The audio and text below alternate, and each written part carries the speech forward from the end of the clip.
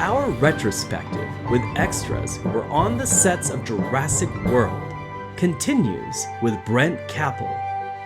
Join us now as we delve into his once-in-a-lifetime experience. So, how did you find out about being an extra in Jurassic World? I was one of those people that did see that ebb tide casting notice circulating. I believe at the time I was on Dan's JP3 page. I don't know, was that anything that you frequented? Oh yeah, I definitely. I believe I actually remember you from back then. I was a lurker more than an active user, but I was on that site since I was a very young kid. And somebody posted there that they were looking for extras, and I just to backtrack a little bit, I went to school for film and video and, big fan of filmmaking, all pretty much based around Jurassic Park. So I, right around this time, had moved to LA and was working, as a PA and a camera assistant on low budget indie films. So I had a bit of headstrong idea that like I could do this, like, it's possible. I'm already out here. So I sent my stuff in and I didn't hear anything for quite a while. And it sounded like it was similar to Bo and Anthony's experience. But actually, I didn't have to follow up. I did get an email and they emailed me back maybe 2 or 3 months later and basically said, you've been accepted, but you need to come in for a wardrobe fitting. But like I mentioned, I was in Burbank, California at the time. That's where I was living. And the production offices were all in Louisiana. So it was a bit further than a drive. I wish I could have driven. And I was concerned that I wasn't going to be able to be a part of it because I needed to get there. Um, so I did call them immediately. I'm like very excited. And they're like, well, yes, you do have to come in. These are the dates. They had like a range of a week. And, if you come in, we will guarantee that you can be like in the movie. But it meant I was going to have to travel there, go home, and then travel back again, which was a lot at that point, just being like fresh out of college. But again, this was like they had spoken to earlier. It's a once in a lifetime thing. Like I'm gonna figure out how to do this, right? Like it's gonna happen. So I did, and the first time I went out, I booked the trip in a way that I basically got in at like 1 o'clock in the morning, so that I could go to the production office when it opened at 10 a.m. and then get back to the airport and on a plane by like 5 p.m. that afternoon. So I was like in Louisiana for less than 24 hours, but I did end up in a hotel. I got like 2 hours of sleep. And I went to the offices. It was across the street from NASA, the Michonne testing facilities there. And I believe it was like an extras holding. It's where I ended up at when I did film the scientist stuff. That's kind of where we waited before they brought us to set. And, I came in, it was early in the morning. There was a few like PAs and ADs and casting directors there. I mean, there were like 2 or 3 other people that I could tell were there filling out paperwork. So like I just walked in, I walked up to a person and they gave me the paperwork to fill out. I filled it out, I gave it back, and they were like, all right, have a good day. And it was just kind of like, I need to like take this a step further because I came all the way here. I need to like guarantee they knew that it was me because within this process, it was just paperwork. They didn't ask who I was. It was nothing like that. And I had already spoken to people. So I met this very nice lady named Judy, who gave me some more paperwork, like as I was leaving. And I just happened to say, like, is there anywhere I can follow up? And she gave me an email. So I took that and I got on the plane and I wrote like a very long, elaborate email. Like, I'm a big fan. I just came here for 24 hours.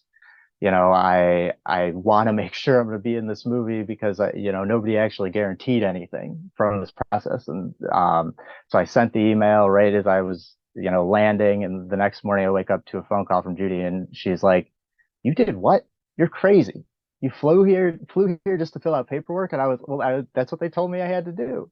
And she's like, let me handle this. And so she put it all together. She's like, you know what, you were going to want to be a park visitor, right? And I was like, yeah.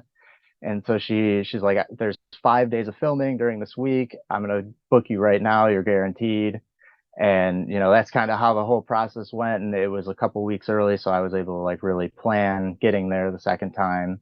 Actually getting to set, which was another adventure, because again, I was trying to cut corners to make this work. I got into the airport the day before filming and actually like stayed there overnight because I got in at about 1 a.m. and I needed a rental car. So I waited in the airport until the rental car facility opened the next day because they were closed. So I had to wait like for like 8 hours, and I was listening to the JurassicPark.org at that time podcast, the Jurassic Outpost guys now. But I had all those downloaded, and I just sat there and I listened to all their theories about the Diabolus Rex and the possible filming within the abandoned Six Flags, which was what I was there for. And come to find out, it wasn't filming within the abandoned Six Flags at all. It was a set built next to it, but at that time it was just all kinds of wild speculation. So I thought the same thing was going to happen. They're going to kind of repurpose this abandoned theme park, and exactly, I thought, oh, it's it's so such cool. yes, but what they did too is also very neat. But again, I think like we all had our Jurassic Park fours written in our head, and then I would say my idea was definitely the overrun, destroyed Six Flags, right? Creep, but they gave us the shiny new one, and I can't complain about that either.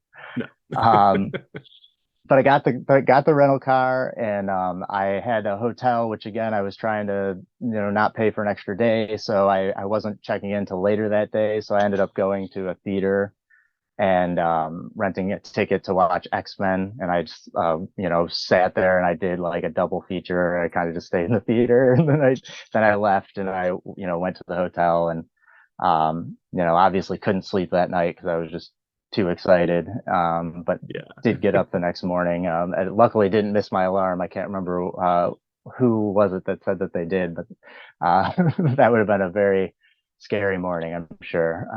So I did get there very early.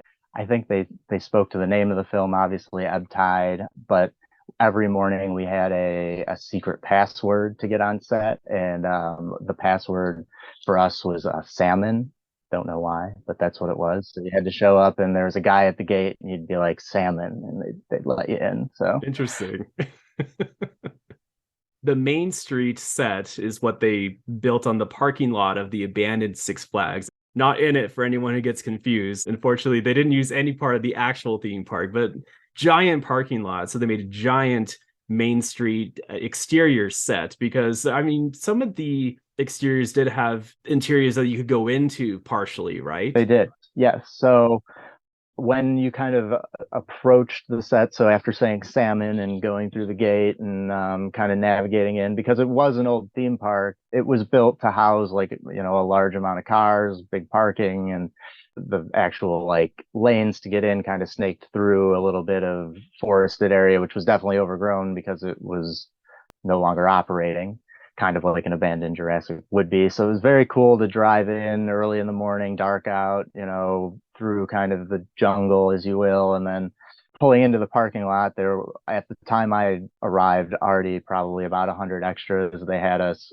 come in waves because there were so many of us. There were, I think, almost 1,000 extras during the Main Street filming. Wow. So when you pull in, you could see like the entrance to Six Flags kind of off on your left side, the actual theme park, and then like straight ahead, it just looked like stacks and stacks of shipping containers, and you could just over the tops of the shipping containers see like palm trees and things like poking out. So that actually is kind of how they built most of Main Street. Was they used the shipping containers as like the foundation and then built off of those to build the facades. And then, like you said, some did have the actual interiors. Others were more just windows with displays. Starbucks did have an interior. It had like, the machine for pouring the coffee. Lots of people had cups. There was like a mural in there of sorts. I think you can kind of see it in the scene where Blue kind of gets thrown into the wall during the attack at the end. There was obviously Winston's Steakhouse, which was, very cool to see as the homage that it was. And then there was the gift shop. That was an entirely built out set with all of the things you would expect in a Jurassic World gift shop. So that was very cool to see. I think the gift shop would probably be the main thing that people would have liked to have gone into, even if it was like they did in the original Jurassic, just that nice close up that kind of just pans around, all those collectibles, which made me the collector that I am, I think. And that you get a little bit of that in the movie with them hiding in the Jurassic Traders booth and also running through the gift shop, during the attack. But I think it would have been very nice to have like a slower moment in there because they did have, tons of things. I mean, I guess I could talk a little bit about that. I mean, again, this was before the new movie had come out, so there weren't new products. So a lot of what was in there was conceptual pieces for some of the toys we did end up getting, and then just things that like never have seen the light of day other than, through promotional images and stuff. And so they had at that point the last line of Jurassic toys were like Toys R Us kind of exclusive ones, and they had those packages, but with like just a Jurassic World like sticker like over them. And I could tell that being a person who like knew what the old boxes looked like. I was just like, oh, they literally just put like a sticker on these, and they had hard plastic versions of what ended up being the Hasbro toys that came out for Jurassic World, so they weren't like articulated in any way, but they kind of looked like the toys they ended up putting out. They had like a bigger T-Rex that was in there that was kind of a hard plastic. There were T-shirts, and that was one thing. Like when I was there, I got the wrong impression because there were a lot of extras and T-shirts that had two T-Rexes on them. It was a really cool design. They were kind of side by side. It said Jurassic World like right below them. So, obviously speculation being what it is, the idea is they have the Rexes from Sorna, or there's a new Rex, or there's a family of Rexes. Obviously, we knew from the park map that there was a T-Rex kingdom. So what could that mean? I'll know where the movie went, but it was cool to see that stuff at that time and just, be able to wonder what could be in this movie. Some of the other kind of coolish stuff outside of the toys where they had like a fully dressed keychain rack. As exciting as that could be, right? But like all keychains that, you would buy at Jurassic World, and nothing that really comes to mind, but that you do see one of them on the keys in the ambulance. So she's using keys in there. And one of those keychains was definitely one of the keychains that you could like buy, or that was on the display. I didn't realize that. That's cool. It's amazing that there was so much in that gift shop and the smaller outposts that we just never really got a good look at. If it wasn't for the promotional images and the other stuff out there, like I think it was the Today Show that did a little set visit inside the gift shop with Chris Pratt and Bryce Dallas Howard. They didn't really show much. They just kind of goofed around in there, but it was like way before the movie came out. So it set up this, like expectation that we were really going to see more of it, but it just never happens in the film. So it's nice to at least have something silly like that just to see the details of that space a bit more. Yeah, and just to think about how many people had to create art just for, those things that were, ultimately not seen. It's pretty crazy. And there were a set of postcards, which all had graphics, some of them related to the series. I don't remember all of them offhand, but the one that really struck me while I was there was an image of a person holding a very small Triceratops in their hand, and I think it said something about like holding a dinosaur in the palm of your hand on the postcard.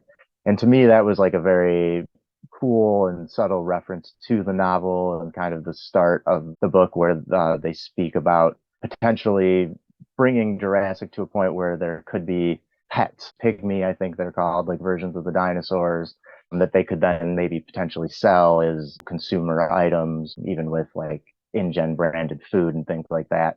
And I always thought that was like a really cool small detail from the book. And, obviously it's not in the movies, in any way that anybody other than somebody in that specific place would know, but that was on a postcard. And yeah, I mean, just that whole scene, if they would have let me stay in the gift shop for an hour, I would have. And if they would have let me actually purchase, said gifts, I definitely would have done that too. But, that definitely would have been a thing I would have liked them to have shown more. And actually, after filming, I made friends with a person who worked in the art department on Jurassic World. They did some of the previs stuff before the movie got like postponed. And I'm sure you know like that whole process, how they announced Jurassic World and then they delayed it for like a year or two. I can't remember how long it was at that point, and then the production started again. So he was initially on helping to do some of the park stuff. So he helped with some early gyrosphere concepts, not anything that was the final version, but he did design skateboards because I guess in the original script there was some sort of scene where there were kids skateboarding around and they wanted to have like the bottom of the skateboards Jurassic World branded. So he had created those. And actually you can see on the wall in the gift shop in the panning shot when the dinosaurs are fighting like outside, you can see the skateboard like mounted to the wall with his design on it. So that's kind of cool. And again, it just goes to show like, he's one person that just did that one thing. I'm sure there were hundreds of people that were involved with just those pieces of art in the gift shop. So that was cool, and I do wish they would have shown that a little bit more. Margaritaville also, which did have the working margarita machines and a fully built out patio that people could be, above and within the restaurant. The margaritas weren't drinkable. They made that very clear, but they did have a lot of that stuff out on tables. After a day or so, though, they were quite full of flies and things. You would understand that, like, yeah, we're not going to drink these anymore.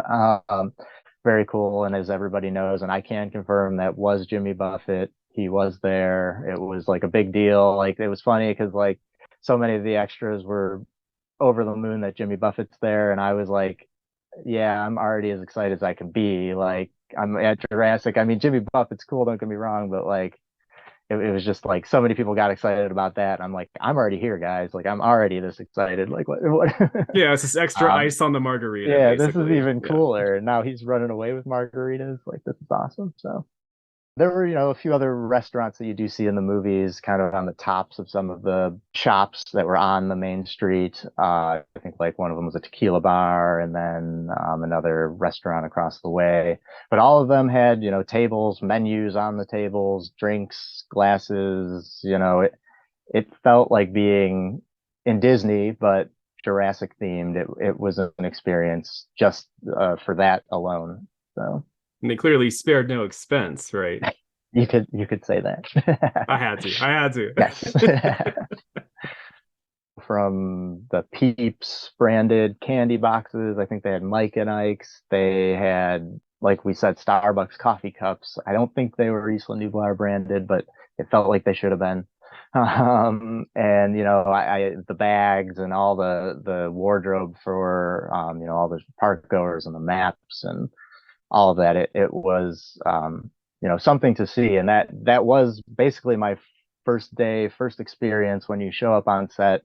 We walked through the parking lot, and they had PAs kind of dispersed even in the parking lot, and they were grabbing people as they were walking in and making us put stickers on our cameras, which I do still have mine. And it does, have the ET on it for Ebb Tide. I know you guys were talking to that earlier. I like to at least personally believe Ebb Tide was the choice because it did abbreviate down to ET. It was something I heard from like a PA kind of while we were there, but it definitely is secondhand information. I don't know if that was actually the truth. That's clever if it was, because that makes sense. It'd be like a code name, like, oh, it's a Spielberg related production because of ET and everything, and Amblin, Exactly. That is perfect. Yeah. So in my head, that's what I believe. Yeah. We're gonna stick with it. No one else knows anyway, so you might as well believe it. Yeah, I mean it is what I was told. So it's great. So yeah, so they put those stickers on our cameras, and it was strange how it happened, right? Because we weren't even on set yet, and it was just like make sure they were making it very clear this is all very top secret. So they were very like anti, anything leaking. There were actually a few people on the set, like kids, that did get kicked out because they took photos. So wow. It actually did happen. And I don't think it was anybody that was probably trying to do it to leak online or anything. They were just kids there, like, with their phones out, being very obvious about what they were doing, and they did ask them to leave. It was something that I saw happen. So Wow, so they took it so seriously that they're like, you little brat, get out of here. You're gone. You're done. yeah, exactly. That's So crazy. yeah, it did put that fear of like, don't do this. I did sneak a few photos, but We won't tell anyone about that. Oh, yeah, wait, yeah, it's too late. It happened. yeah, it's too late now, 9 years ago. But that made it a little bit more nerve-wracking to do, without a doubt. After they put those stickers on, you made it through the parking lot to basically a row of tables, with the casting assistants and casting directors kind of at it. They had everybody's name, so you had to basically check in. There was definitely some anxiety at that point, like, am I really like on this list, or am I gonna like get here and they're gonna be like, get out of here. What are you doing here? Right. But luckily got up there, and it was Judy, the lady who I had spoken with on the phone, who had really helped me out. And so I got to thank her immediately, and that really helped with me being able to like see her over the time I was there, and kind of just talk and just let her know how much of a fan I was, which she definitely understood. And so they let us in after checking us in, and there were a series of large tents, and each one was a different kind of stage of the process. So the first was wardrobe. So I had pre-selected my outfit based off of an email they sent, which kind of laid out what they were looking for, preppy park goers, and they kind of gave suggested colors, all of this stuff. Bought like 5 shirts, and like, had somebody give me their opinion on like what's the best one. It was a whole thing before I went. And showing up, like, you would go in and they essentially were like, you did a good job or you did a bad job, and if you did a bad job, they'd clothe you. And luckily I got the nod. They're like, yeah, you did good. So I was like, all right, which in a way wasn't great, because if you didn't show up with clothes, or they didn't like what you had, and then you got to wear basically like Jurassic World stuff. And so I was kind of like, well, darn, I shouldn't even have done that. I could have got a cool Jurassic World shirt. But I guess the clothes I wore are now like screen used clothing, right? So it's cool that I got to pick my Exactly. outfit. Yeah. So once you're through that tent, which was a lot of people getting all of these awesome, Jurassic World, different branded T-shirts, which at this time was, all new to see, because it was all under wraps as far as on the internet was concerned at this point. And so I'm in this tent with people that look like they're getting ready to go to a real Jurassic World, it was very cool. And the next tent over, they moved you through this process, was a large room, I would say basketball court size, so fairly large, in rows of tables. And each row had probably 20 large mirrors with the large, like, light bulbs, like just like you would think of in like a classic Hollywood movie. And at each one of them, there were stylists. So every extra that came through went to a stylist. They, checked your beard. They like snipped off hair if they needed to. And then they put on like a massive amount of sunscreen, on everybody, because it was very, very hot, and, very little shade, because it was all created. There weren't like, wasn't natural trees or anything to really keep us out of the sun. So they lathered us in sunscreen. And then they It's a good sent us thing. exactly. And then they sent us to the next tent, which was the most exciting one, which was prop distribution. And again, they kind of spoke to this earlier, but you had to give an ID, and then you got a variety of different types of props. So I did get a scan band, which I have as well. They did let the extras keep our scan bands, which is very, very nice of them. At that time, there were many other things that I was like, I wish I could be bringing all of this home with me, right? But it was very surreal to be standing in this line, amongst people in Jurassic World shirts, holding park maps. Some people, because we were in the park at this point, like in the ACU outfits and in the, just general like park management staffers and all this, like we were all just in a line together, 30, 40 people deep. And it felt like, oh, I'm waiting for a real, bus to go to this park. It was so cool. And that was before even ever stepping on set, right? So Yeah, it's quite a buildup. yeah. I shared some of these photos with you, but I immediately I took my map and my wristband and I went to a porta potty because that was like nobody could see me there, and I like took like this really crappy like selfie of just like my wristband because like they mentioned earlier, like I needed something to show. I was here. This was a thing that happened, and I understood the need for secrecy. I didn't want to share any of these things immediately online. I wasn't trying to spoil the movie, but it was just living in that moment, being like, I need to prove I was here, even if I'm in a porta potty on the set, like I'm here. So finally, after all the extras had arrived, they gave us kind of like a rousing speech.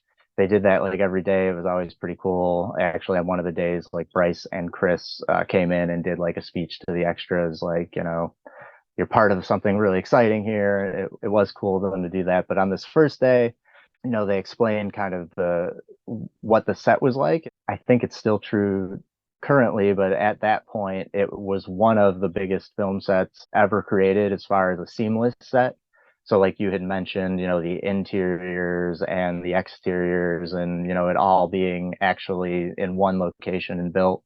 So they kind of explained that to us. And then they also explained like, but don't leave it because outside of that is an abandoned amusement park, which is overrun by all kinds of poisonous Louisiana-based reptiles and creatures. So like that was an interesting conversation to have. It was just the way you phrased it. It related to Jurassic. It's like just stay within the perimeter, or you will be Yeah, otherwise you'll end up in Isla Sorna and like the exactly. Hurricane Clarissa wiped out facilities and IP over there.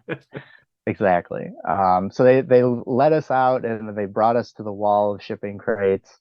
And they kind of had us wait there, and it was really cool that they did it this way. And they had like the ADs in front of us, and they, kind of all at once were like, they separated us.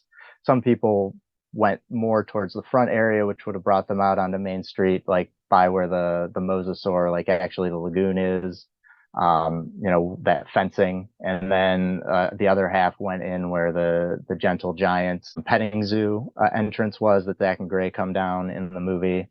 And that was where I went in at, but they kind of separated us out, and then they had us hold, and then they turned on the PA system to actually play the music. They played John Williams, they played the theme, and then they like let us all on set, and that experience was amazing. We walked in and actually got to see the Spinosaurus skeleton there, like directly, like you would see it as a visitor, like as the music's swelling. It was very cool. Oh, totally. Now, which scenes are you in that you can locate yourself that are on the main street?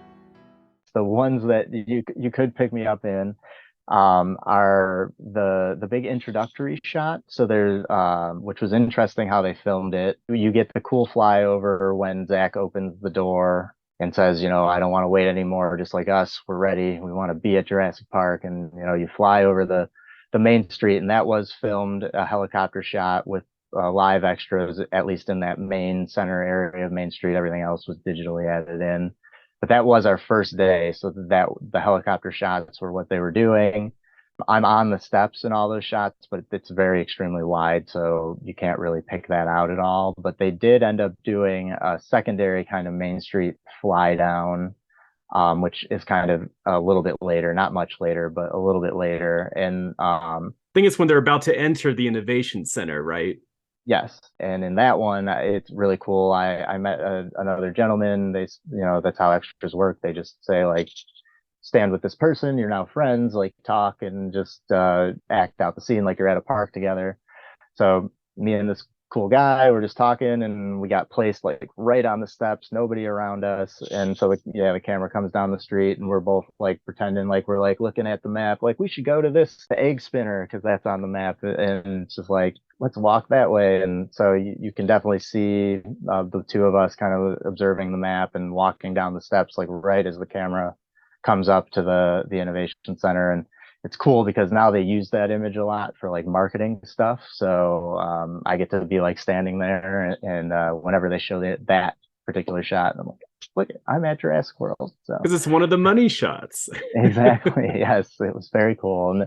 And the way filming works obviously is there are multiple cameras, the angles. That seems like it's 20 seconds, but it probably took 3 or 4 hours of the day to get the helicopter shot, but then also the reverse of them coming into the innovation center, and the wide of them walking up the stairs. And so you have to walk that same path like 100 times, because they'll be like, now that you're in the wide shot, we need to keep the continuity. And so I ended up walking up and down those steps who knows how many times. I mean, I'm not complaining. Let's see. Another is when Zach and Gray are entering T-Rex Kingdom. So that one was one where I, being a person who is on or does work on film or in film, I kind of know how blocking works a little bit. And I had done ADing in the past, so I kind of know how that works too. So I knew they were setting up that shot to be kind of like a wide, and I knew it was T-Rex Kingdom, and I didn't get placed in it. I didn't. So I just walked in. And so where you see me in this shot, there's like a family like sitting at a table. They're all like talking to each other. I just walked over and stood next to the table. And like the ADs, because there's like a bunch of ADs, there's not just one, there's like 4 or 5 directing hundreds of extras, putting people in the scene. I just kind of walked over, and like if anybody asked, I was just going to be like, I got put here. And so the people at the table kind of were like, what's going on? And I was just like, I'm just on my phone and I'm going to hold my map, because they gave almost all the extras a fake cell phone. So when you see me a lot of the time, I'm on that, because that was like the one prop I had. So I just like used it like I was a person kind of talking to somebody else in the park. And before I had been there, that was a thing. Early in the production, Colin talked about that visual of the person with the phone standing in front of the T-Rex, not paying attention. And like, I got that when I was there and saw like, oh, they gave everybody phones. They want it to look like people are here, not like caring so much. So nobody gave me that direction, but that's why like I'm always on the phone, because I was distracted. And that's like one of the clearest shots I made it into, and it was all just lucky that nobody noticed. And now people know, so sorry. It's like, watch out for this one. He'll try to insert himself in next time, people. Watch out. Yeah. Next time. Hey, you never know. Yeah, you don't, right? You truly don't. That was kind of the majority of the non-dinosaur attack, where I was showing up, if I'm not mistaken. And then I am in quite a few of the Pteranodon, Dimorphodon Main Street attack scenes, which were amazing to film. It was a little bit later into the week of production. We did all the slow, like normal park stuff the first 2 days, and they did a lot of stuff that's not in the movie that you had mentioned for like the viral sites and things like that. So there were cameras all over that were just filming like in the gift shops or in these different various stores, and they would just have extras go in there and like mingle around so they could get footage to put on to those sites. So we did a lot of that for the first 2 days, and then right around the third day was when we transitioned to the running and screaming, which is what Colin literally said. I appreciated that very much. He did a speech at the end of the first day of the Pteranodon attack stuff, and he basically said, like, you guys raised the bar on running and screaming. And, it was cool to hear him quoting the movie like that. Like we do as fans all the time, right? I think both of us may have done it once or twice already at this point. Yeah, we have to. It's part of our DNA. Yes. So yeah, we started that, and a lot of it is practical. I know Jurassic World is a very CGI heavy movie, and there's no denying that the dinosaurs were done entirely CGI for the most part.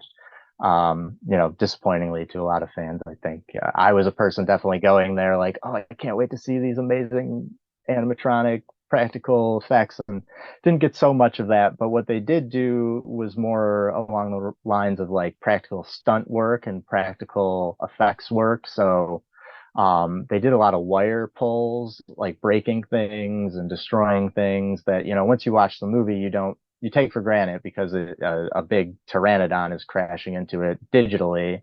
You would assume it all is, but in reality, they were doing a lot of that live there with hundreds of people around, and then obviously trained stunt performers, like really in the dangerous areas, but then they had the general extras kind of just filling in, making it look like, everything was chaotic like it was. But one of the first things they filmed was the view from inside Winston's Steakhouse. So you see it in the movie. There's like the chef cooking on the grill, and the Dimorphodon like lands on the grill, and like everybody's running by outside. So for that scene, there's a balcony across the way, which is a tequila bar. It's right above Jurassic Traders, and I got to be like right kind of in the corner of that balcony, like looking down on Main Street, which was where they had this big practical wire pole set up for the big glass bamboo reeds that looked, like lights that were kind of in front of Winston's Steakhouse.